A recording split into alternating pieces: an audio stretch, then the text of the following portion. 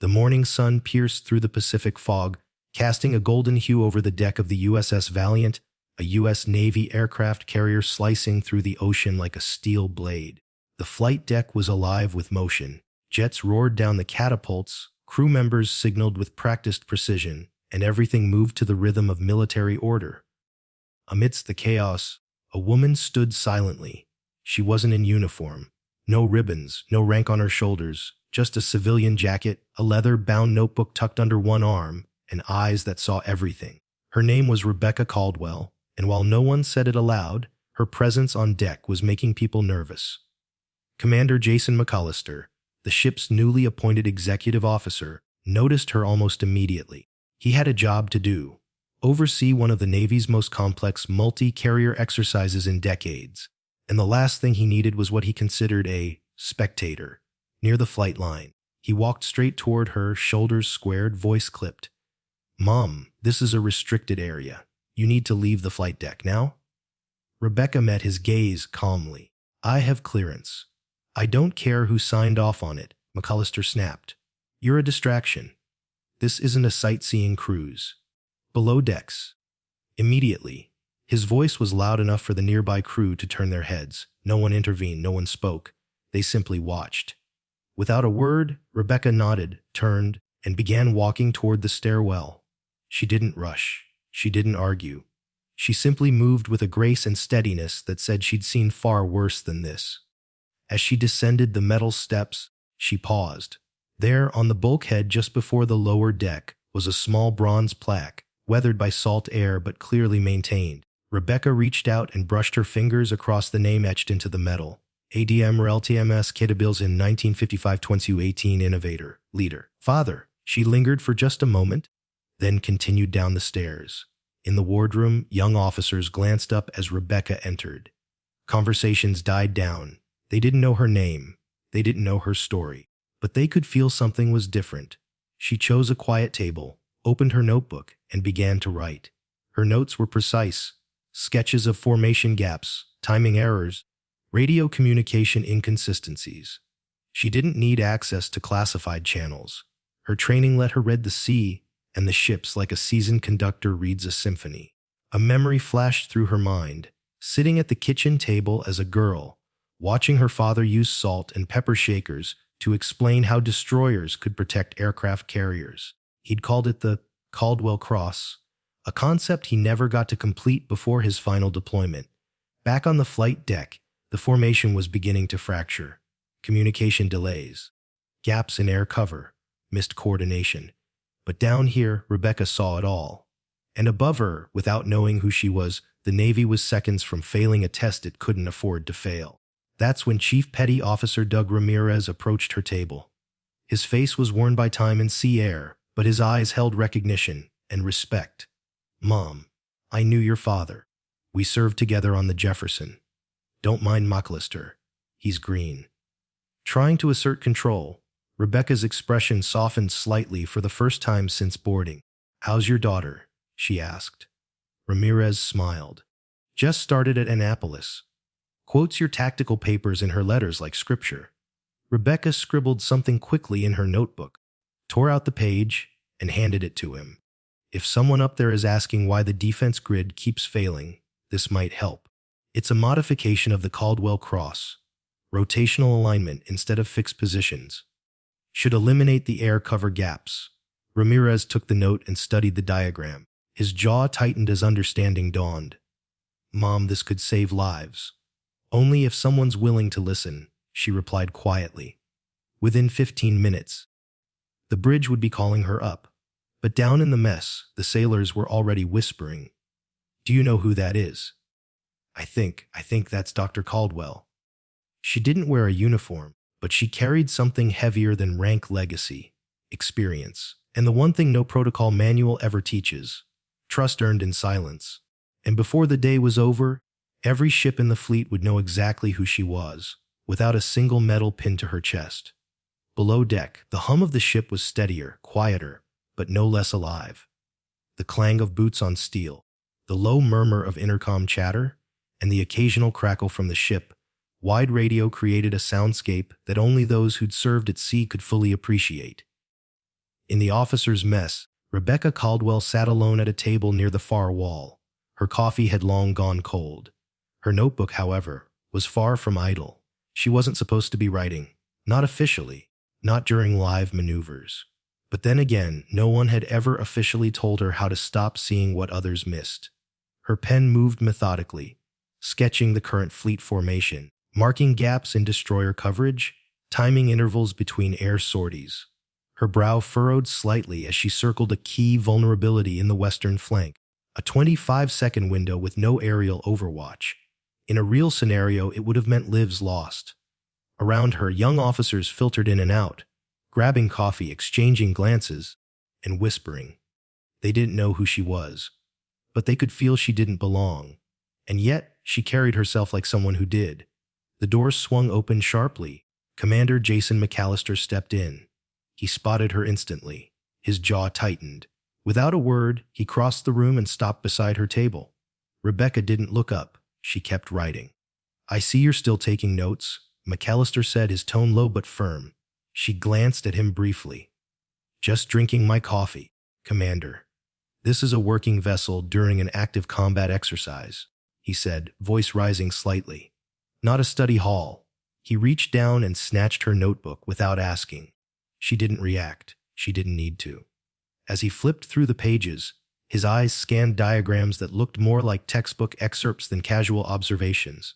Coverage zones, intercept angles, synchronized maneuver timings, some not even known to most junior officers. It was technical, detailed, alarmingly accurate, but it meant nothing to him without context. Frustrated, he tossed it back on the table. "Keep your thoughts to yourself, Miss Caldwell. The crew doesn't need distractions from civilians playing theorist." He turned and walked away.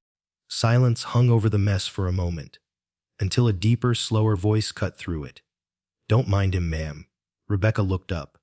Chief Petty Officer Doug Ramirez had stepped beside her table, his stance casual but respectful, like a man who'd seen enough over the years to know who mattered, and who was just playing rank. His uniform was faded from salt and time. His ribbons were modest, but the way others instinctively made space around him said more than medals ever could. "He's new," Ramirez said with a nod toward the doorway. "Still trying to mark his territory. Happens to every XO who hasn't found their footing yet." Rebecca smiled softly, the first real expression she'd shown since boarding. "Some things never change." Ramirez chuckled. "No, ma'am. They really don't." He lowered his voice slightly. "Truth be told, I knew your father, Admiral Caldwell. Served under him on the Jefferson during Gulf Ops. He taught me more in 2 months than some officers learn in 2 decades. Rebecca blinked, then nodded once. "Thank you. You look just like him when you're thinking." She let the words sit for a moment before reaching into her notebook and tearing out a single sheet. "If anyone up there asks how to fix the flank exposure, this might help."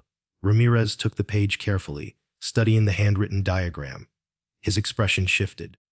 From polite acknowledgement to surprise to something close to awe.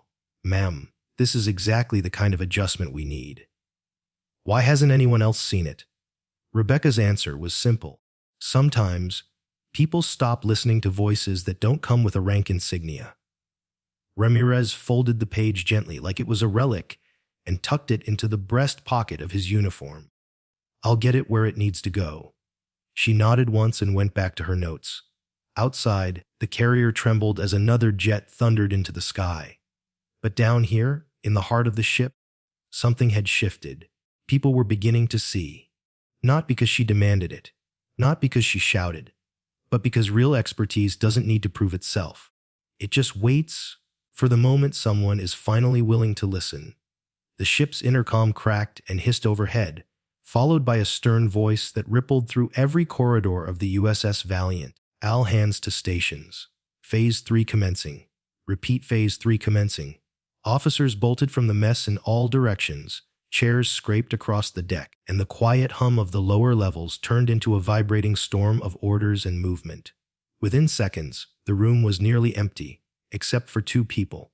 Rebecca Caldwell sat motionless, her fingers tapping her pen against the notebook she'd just closed. Chief Ramirez stood nearby, his eyes not on her, but on a wall-mounted monitor displaying the exercise in progress. What he saw made his stomach turn. The fleet formation, meant to simulate a high-pressure, multi-vector attack, was unraveling. Destroyers were drifting too far from their protective arcs. Carrier air cover zones were overlapping in some areas and wide open in others. Communications were lagging, delaying coordination by crucial seconds. Seconds that, in war, meant casualties. Ramirez looked at Rebecca, whose calm gaze was fixed on the same screen. "They're using the standard Langford rotation again," she said quietly. "It's too rigid. Once the offensive maneuvers initiate, it opens a hole along the eastern quadrant." Ramirez didn't argue.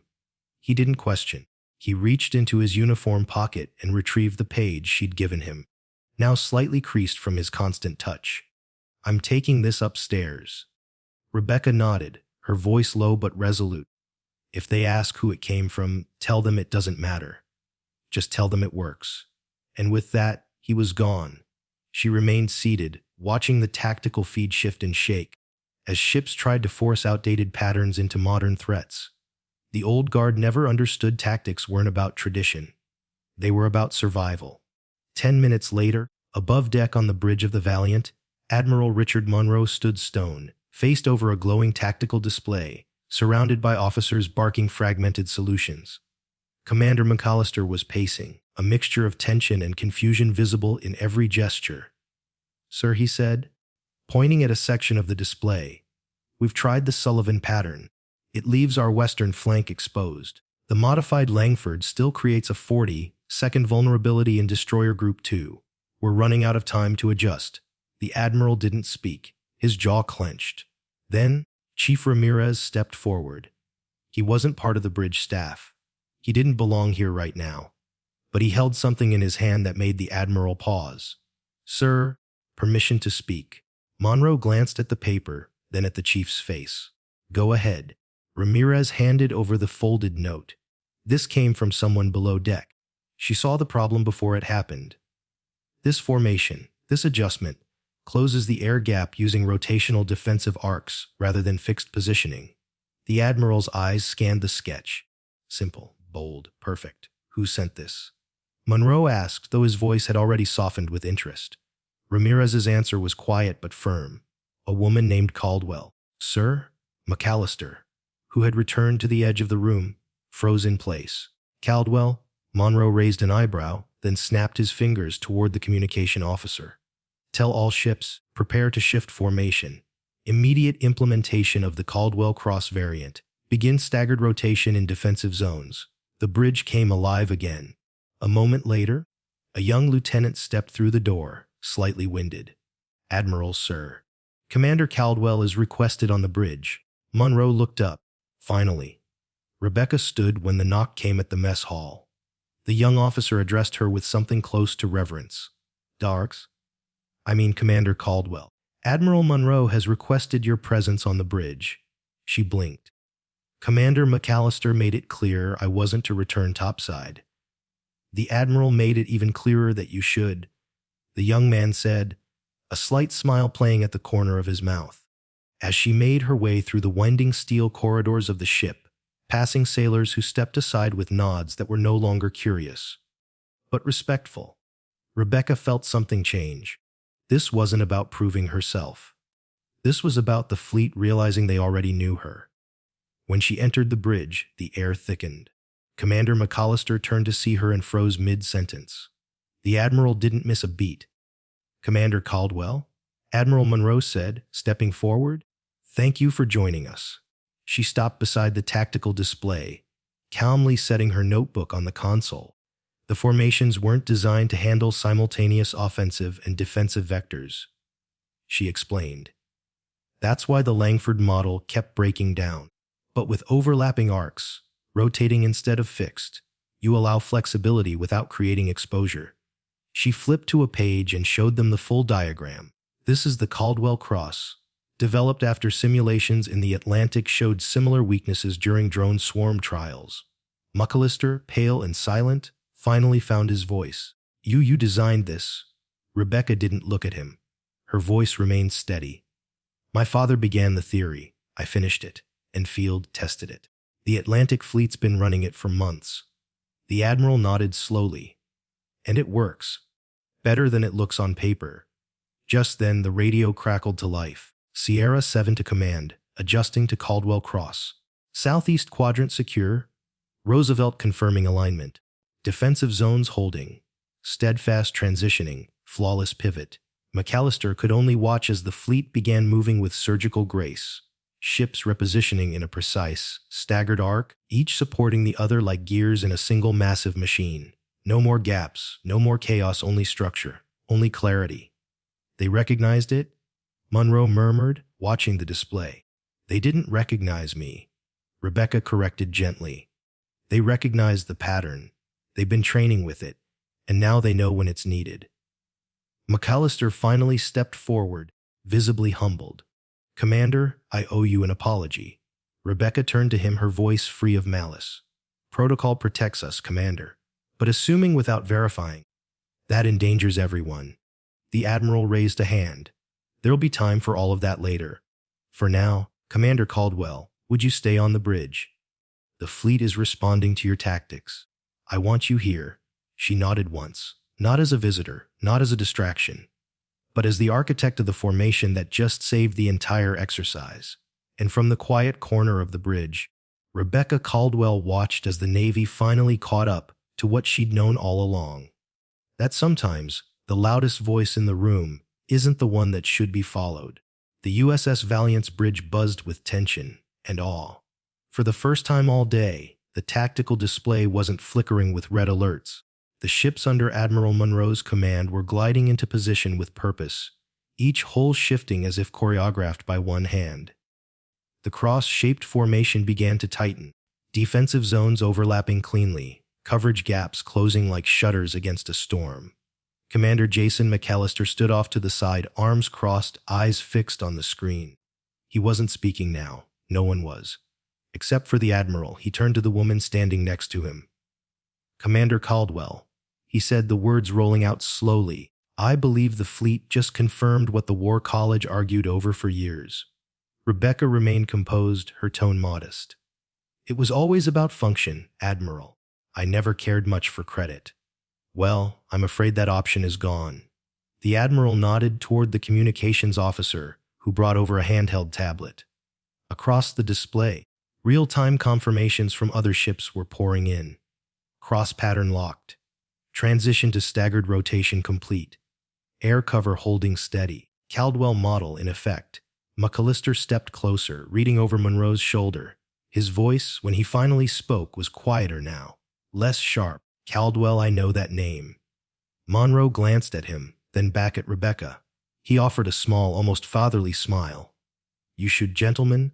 This is Commander Rebecca Caldwell, former strategic advisor to Atlantic Command, author of the updated Caldwell Cross formation now in active deployment across 2 carrier groups.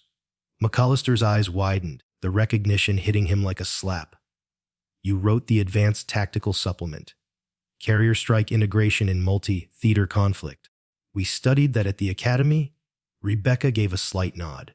That was a collaborative effort. But yes, I contributed. Your father, McAllister added slowly, was Admiral Thomas Caldwell. He pioneered the original fixed cross formation after the Gulf exercises. Everyone assumed it was just theoretical, until now. The Admiral raised a brow. Not theoretical anymore, Commander. We just watched it stabilize an entire fleet maneuver in real time. Silence settled again over the bridge, not of discomfort this time, but of reverence. Rebecca Caldwell, once ordered off the deck as a civilian distraction, now stood at the center of the bridge, her name carrying more weight than any rank stitched onto a uniform, and no one, not even McAllister, had a word to say against it. The Admiral stepped back from the tactical display, his gaze thoughtful. You know, Rebecca, he said, deliberately using her first name now. I served with your father during the Jefferson deployment. He was a brilliant tactician, but he always said his daughter would see farther than he ever could. Rebecca looked away for a moment, clearing her throat. He used to sketch formations on napkins at the dinner table. Salt shakers, sugar packets. I think I understood ship movement before I understood algebra. McAllister, humbled and still trying to catch up, crossed his arms. Why didn't you say something earlier? When I confronted you on deck. Rebecca's eyes met his, calm and without bitterness. Because chain of command matters. Even when it works against you. I wasn't there to challenge you. I was there to observe, to see if the models held up under pressure. And they did? Monroe interjected, glancing at the display. In fact, they outperformed standard formations by 28%. Real-time metrics. That's not just theory anymore. That's a doctrine. The admiral turned to his officers. Make a note. Caldwell Cross is now the preferred defense overlay for joint maneuver simulations. Effective immediately. One of the junior officers at the console looked up, clearly starstruck. Sir, we've been running Caldwell formations in sims for months. We just didn't know she was behind them. Rebecca smiled slightly. I preferred it that way. Why? McAllister asked, still piecing it together. Because tactics aren't about credit, she said, looking out the bridge windows. They're about what keeps people alive. Whether my name is on the formation or not, it still works. Just then, another transmission came through, but this time with a different tone. Captain Williams of the USS Steadfast requesting confirmation. Was that Commander Caldwell on the bridge? The Admiral grinned and replied into the comm, affirmative. She's standing right here. There was a pause. Then tell her the Steadfast would be honored to receive her at the post-briefing. Her work saved us today. Monroe turned to Rebecca. I believe you're about to have a very full evening. She raised an eyebrow. With respect, Admiral. I wasn't supposed to be here at all. He chuckled. Well, I'm afraid the Navy has just changed its mind. Rebecca glanced again at the display. Her father's vision evolved into something real. Something tested. Something earned. No titles. No fanfare. Just the calm, quiet click of gears turning. The kind of respect that comes not from noise, but from knowing. The tactical display had stabilized into something close to art. From high above the Pacific, the USS Valiant now sat at the heart of a formation so clean, so fluid, it looked more like choreography than naval maneuvering. The Caldwell Cross, once a theory debated in lecture halls, was now actively preserving the integrity of the exercise across 3 carrier groups. The bridge crew no longer questioned who Rebecca Caldwell was. The only question left was, why hadn't they known sooner? The radio crackled again. This time, the tone was far less technical, more personal. Bridge, this is the USS Roosevelt. Requesting confirmation. Will Commander Caldwell be present for the post-exercise briefing? Admiral Monroe exchanged a glance with Rebecca, a knowing smile forming. She will, he said into the headset, and she'll be leading the tactical review. Understood, sir. We look forward to hearing from her. A chorus of confirmations followed, steadfast copies. RXO has requested she address the fleet directly. Jacksonville confirms. Commander Caldwell's strategy saved our eastern flank. Allied Support Group Delta standing by for Caldwell, led debrief. Rebecca exhaled slowly. She had spent years refining this system, often in silence, running simulations no one asked for, writing doctrines few wanted to read, watching as commanders clung to familiar patterns while she tested ways to close the very gaps they didn't know existed. And now they were calling her name. Not just because of her father, not because of tradition, but because her formation had worked. It had saved them. As the bridge crew returned to regular operations, Commander Jason McAllister lingered at the far end of the room. He hadn't spoken since the last transmission. He approached Rebecca slowly, a touch of discomfort still etched into his features. Commander Caldwell, he began, using her full title for the first time. I need to say something? Rebecca turned to face him, her expression neutral but open. You don't have to, Commander? No, he said. I do. He took a breath. When I saw you on deck, I saw a civilian, a woman with no visible rank, no orders, no role in the operation. And I made assumptions. Worse, I enforced them. Without checking credentials. Without asking questions. That's not protocol. That's pride. Rebecca studied him for a moment, then nodded.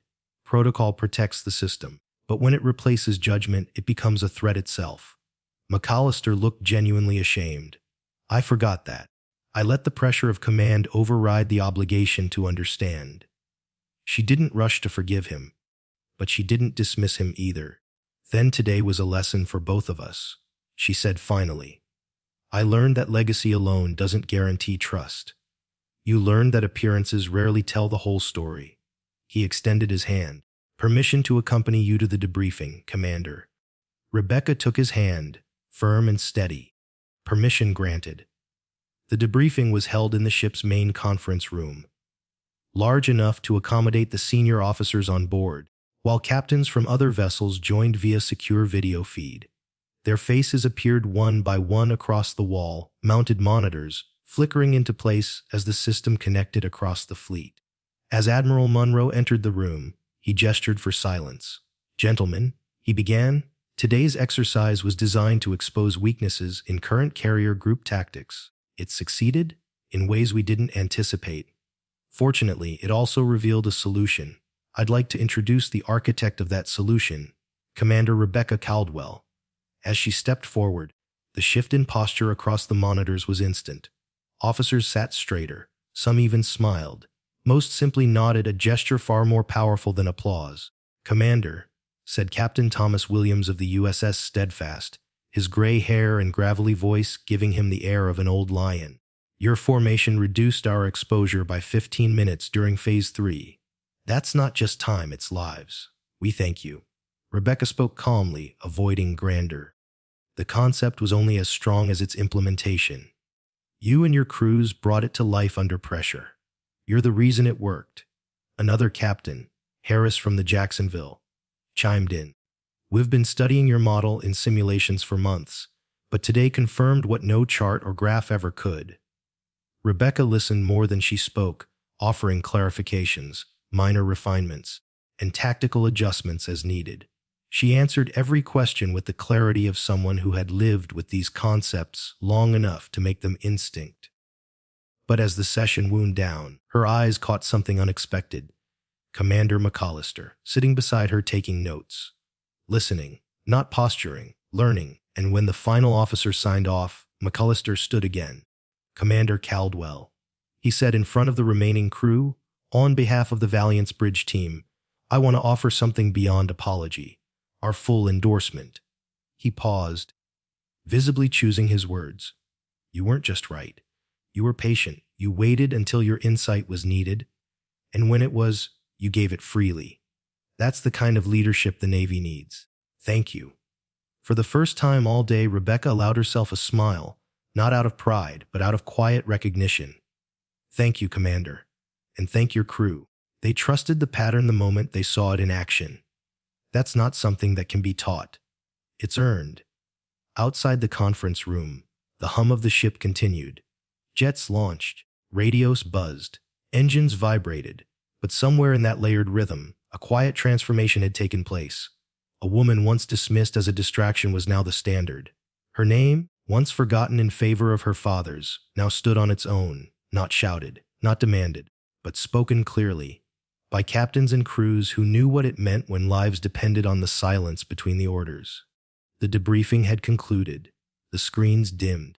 The last of the captains signed off with nods of respect and messages of gratitude.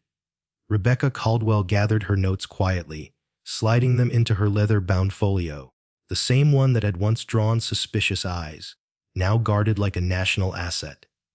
Admiral Richard Monroe remained at the head of the room, arms crossed, studying her with a gaze that felt more personal than professional.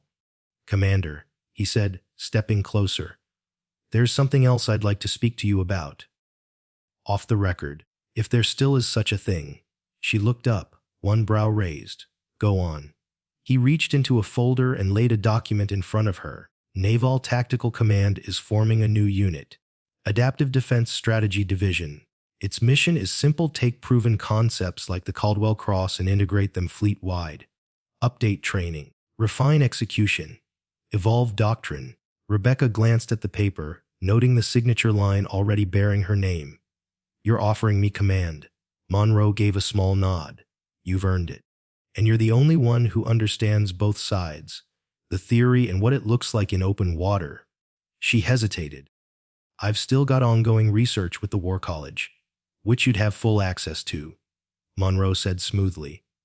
A's division commander, You'd also be able to oversee simulation facilities and field exercises. You wouldn't be stepping back from the work. You'd be stepping into it. She tapped a finger gently on the edge of the folder. I'll consider it carefully. That's all I ask. Just then, a knock interrupted them. The communications officer poked his head into the room. Admiral, sorry for the interruption. We've received multiple requests from ship captains. They're asking permission to conduct a recognition maneuver before Commander Caldwell departs. Monroe frowned, though not in disapproval. A maneuver? Yes, sir. They're requesting to execute a full honor formation in the Caldwell Cross. Rebecca blinked. That's not necessary. The officer smiled faintly. They disagree, ma'am. Monroe turned to her. This wasn't my idea. No orders were issued. The fleet decided this on their own. A long silence followed. Rebecca looked down at her notes, then out the window, where the sea had grown calm in the late afternoon light. When do they want to execute? 1700 hours sharp. They've asked for you to observe from the flight deck. Rebecca's voice was quiet. I didn't bring dress uniform. That's been handled, the officer replied, handing her a carefully folded bundle. This was recovered from the memorial room. Your father's jacket. The crew thought you should wear it. She stared at the insignia. Commander rank. His name. The fabric still carried the salt and silence of decades at sea. This was his, she whispered. And today, ma'am, said the officer, it belongs to you. At precisely 1650. She stood outside her quarters in full uniform. Her father's uniform. It didn't fit perfectly. The seams were slightly broad across the shoulders, the sleeves a bit long. But no one looking at her noticed the tailoring. They saw something else. Commander McAllister stood waiting. This time he saluted first. If you're ready, ma'am, I'll escort you to the observation deck. She nodded. Let's go. As they walked the narrow corridors of the ship, crew members stepped aside, not out of protocol, but out of instinct. Some nodded, some whispered, and some stood just a little straighter. The flight deck was already lined with personnel. Admiral Monroe was waiting with the senior officers, standing beneath the broad sky of late afternoon, the ocean stretching in every direction. He stepped forward as she arrived. Commander Caldwell, he said formally, the fleet is prepared to render honors, not because it was ordered, but because it was earned. She started to object, but Monroe lifted a hand gently. This isn't for your rank. It's not even for your name. It's for the lives your work will save, and for the sailors who now train with a doctrine they trust because it works. This isn't tradition, it's truth. He gave a slight nod to the communications officer, who activated his headset. All vessels execute Caldwell acknowledgement. Repeat, execute Caldwell acknowledgement. What happened next stole her breath. From the horizon, the ships began to move. One by one, destroyers pivoted. Support cruisers adjusted bearing. Carrier escorts slid into staggered motion. Within minutes, the fleet morphed from standard transit formation into the Caldwell Cross, its iconic symmetry now traced across miles of open sea. But then, they kept going. The formation evolved, its outer arc spreading slowly into a second layer, an ancient configuration reserved for only two occasions in naval history, the return of a hero or the farewell to a fallen one. No music played, no announcements blared, just wind and water, and the sound of warships honoring a woman whose name they had once only seen in footnotes. McAllister stood beside her, eyes forward. Permission to render honors, Commander Caldwell. She nodded. Unable to speak, he turned. Attention to orders. Every sailor on deck snapped to salute. A wave of uniforms moved as one. Even Monroe and the senior staff raised their hands. Rebecca, standing in her father's jacket, returned the salute. And in that moment, the formation below seemed to hold its breath. The ocean went still. The ships didn't just form her pattern. They became it. As the salute lowered, Chief Ramirez stepped forward, holding a ceremonial blue case. On behalf of the crew of the Valiant, and those who served with Admiral Caldwell, we'd like you to have these. She opened the case. Inside, her father's folded burial flag, and beneath it a leather-bound journal, faded and worn. The label, still legible after all these years, reads C. Caldwell Tactical Concepts, Incomplete Drafts. She opened to the first page. A handwritten note stared back at her, For Rebecca, you'll see what I only imagined. Your course extends beyond my horizon. She closed the journal gently, eyes glassy, heart full. Legacy, it turned out, wasn't about names carved into brass. It was about ideas passed on in silence and embraced in motion. As the sun dipped lower, casting golden light over the calm sea, Rebecca turned to Monroe. Admiral, I accept the command of the division. On one condition. Name it. That we stay connected to the fleet. That this doesn't become theory again. What works only works because they make it real. He nodded, agreed. As the helicopters prepared for departure, Rebecca Caldwell looked out over the formation one last time. The ships held their place. No commands, no words. Just silent acknowledgement. And when she lifted off, the fleet remained in position until the sun set behind them, carrying her name into the next generation of sailors who would serve not because of rank, but because of trust. And somewhere far below, across the vast and whispering sea, her father's vision stood at attention, saluting. The deck of the USS Valiant had rarely been so silent. The salute had ended. The formation still held. Warships stretched across the horizon in the shape of the very doctrine Rebecca Caldwell had spent years refining in solitude. But now, it belonged to more than her. It belonged to all of them. She stood on the deck in her father's old uniform jacket, its seams softened by time, the commander's stripes worn but still proud. In her arms she held two objects. One was folded with perfect military precision. The other was leather, bound and frayed around the edges. The flag was his, Admiral Thomas Caldwell's, and the journal. That was the beginning of it all. She hadn't opened it until she was alone. Inside the memorial case under the folded flag, it had rested untouched for years. Now back in her hands, it felt heavier than she remembered.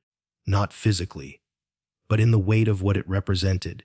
She walked to the starboard rail, where the sea glistened like polished steel in the late afternoon sun, and opened to the first page. His handwriting hadn't changed.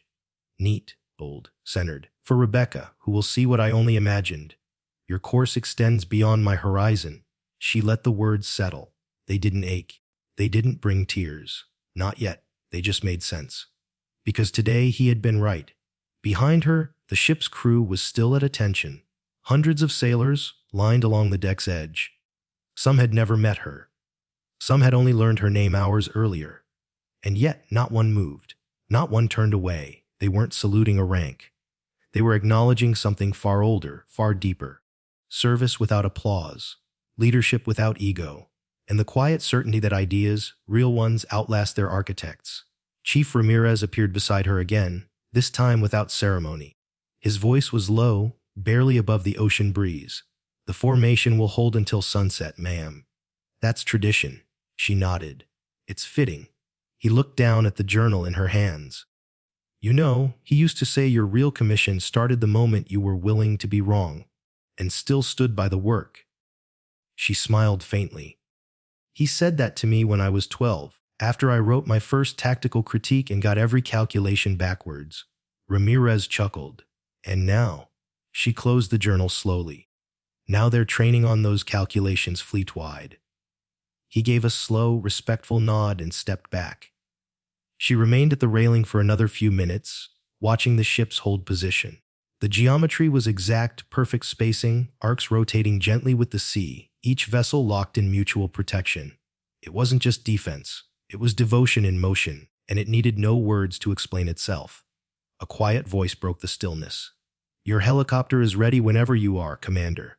It was Mellister, no longer stiff, no longer guarded, just present. She turned her father's flag now tucked securely under her arm, the journal against her chest. Thank you, Commander. He hesitated.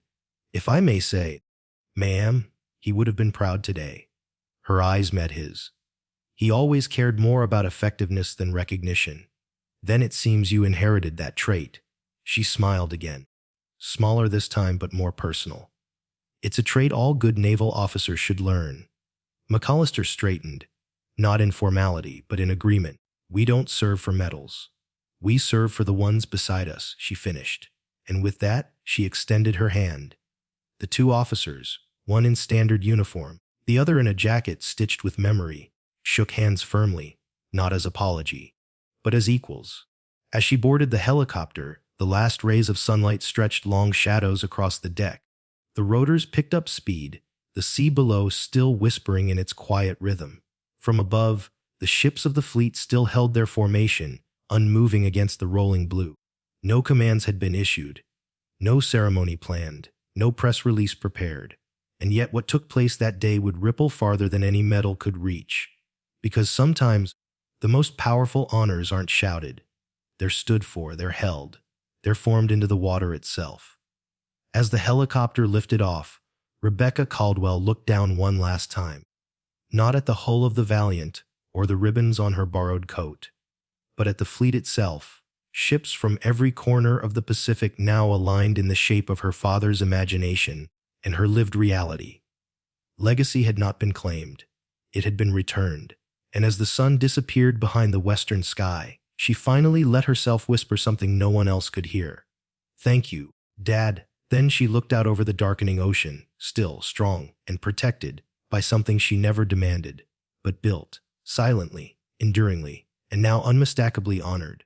The helicopter's blades began to spin, a low hum building into a deep, steady rhythm. The sun was already touching the ocean, casting ribbons of gold across the water's surface as the Pacific began to cool into dusk. Commander Rebecca Caldwell stood just outside the aircraft, the deck of the USS Valiant beneath her boots one final time. In her arms, she carried a flag and a journal. In her mind, 1,000 memories. Behind her, the fleet still held its position. Every ship, every hull, every soul aboard locked in the most disciplined silence she had ever witnessed. They weren't waiting for her orders. They weren't expecting a speech. They were simply holding the line, together in the formation she had designed, now no longer just theory or even doctrine. It was tradition. Admiral Richard Monroe stood beside her, arms folded loosely behind his back. His voice was quiet, respectful. "Before you lift off, there's one more thing I need to ask." She turned toward him. "Sir." He handed her a thin, folded document, one last formality. "Your acceptance of the Adaptive Defense Strategy Division. I can have this sent back with you by courier if you'd prefer, but I thought maybe now was the right moment." Rebecca looked at it, her name typed in full. Commander Rebecca Caldwell, Naval Strategic Operations Director, Adaptive Defense. She didn't hesitate. But before she signed, she looked the Admiral in the eye. "One condition. Go ahead. This division will not be built behind closed doors in a war college conference room. It stays tied to the fleet. It trains with live units. It listens to the officers who sail into risk, not just the ones who model it from a desk." The Admiral nodded without hesitation. "Done." She signed. The ink had barely dried when he tucked the page back into his folder. "We'll brief the Joint Chiefs next week. But if I'm being honest," he added with a smile, "I think they've already received the message. From the entire Pacific Fleet." She glanced toward the water, where ships remained in their cross formation. "They didn't do this for me," she said. "They did it for what works. What keeps people alive." "Exactly," Monroe said. "And you gave them that." The time had come. She stepped toward the helicopter, but paused at the top of the ramp. Turning back, she scanned the flight deck. The senior officers, the junior crew, Chief Ramirez, Commander McAllister, the enlisted sailors who had watched her arrive in civilian clothes, dismissed her, doubted her, and now saluted her in silence. She met their eyes, then gave a single nod. Not of command, but of gratitude. The helicopter rose slowly into the cooling sky, its blades scattering salt air in all directions. Rebecca sat upright in the jump seat, her father's folded flag on her lap, the journal clutched in her hands. As the Valiant grew smaller beneath her, she looked out toward the horizon, and what she saw stole her breath. Again, the ships weren't just holding the Caldwell Cross. They had refined it. Each vessel now moved slightly in sync, adjusting to the rhythm of the sea but maintaining perfect spacing, an organic ballad of steel and silence. The destroyers didn't hold fixed angles. They rotated gently in phase, a living application of her final doctrine variation. Not just what she had written, but what the fleet had embraced.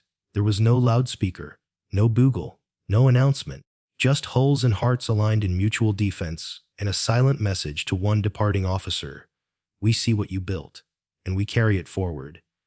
The sun touched the horizon like a seal pressed into wax. Gold turned to amber, amber to red, and then came the final proof. No orders, no flags raised. But one by one, the ships lowered their speed, just slightly, as if in unison. Enough for her helicopter to move forward, not ahead of them, but with them. They escorted her in silence across the water. A living corridor, a wordless farewell. Rebecca turned to the crew chief beside her and asked quietly, "Can you radio the Valiant?" "Yes, ma'am." "Tell them thank you?" "Just thank you?" She nodded. That's all that's needed. When the coastline finally came into view, the ships faded behind her. But the formation remained burned into the sky, like a memory too powerful to forget. And in that final moment, Rebecca Caldwell understood something her father had always hinted at, but never fully explained, that honor doesn't live in decorations. It doesn't live in speeches or medals or parades. It lives in what endures, in what gets used when no one is watching, in formations held long after the exercise ends, in the way sailors whisper a name, not because it's famous, but because it's trusted. And as her aircraft touched down on solid ground, she knew the Caldwell Cross no longer needed her, because it had become part of the sea. In a world that moves fast, that demands credentials, applause, and recognition, we often forget that some of the most important contributions are the quietest ones. Rebecca Caldwell didn't ask to be seen. She didn't raise her voice. She didn't correct those who underestimated her. She simply showed up, did the work, and waited for the moment when what she built would speak for itself. And when that moment came, she didn't step forward demanding credit. She just stood still, and the entire fleet turned toward her. There's a lesson in that for all of us. Whether you're a veteran, a teacher, a parent, or someone who's spent years doing the right thing when no one was watching, you matter. Your value isn't in the medals you wear or the titles people give you. It's in the trust you leave behind, in the legacy others choose to carry long after you're gone. Because the truth is, some honors aren't awarded, they're earned in silence. So if this story reminded you of someone, a mentor, a friend, maybe even yourself, leave a comment below. Tell us about that person. Let their name echo the way Rebecca's formation did, quietly, but unshakably. And if you believe stories like this still matter, stories of service, integrity, and the power of unseen heroes, subscribe to the channel. We'll keep bringing you real stories that don't need a spotlight to shine, just a heart willing to listen. Because sometimes the most powerful salute is the one never spoken, but felt deeply. Together,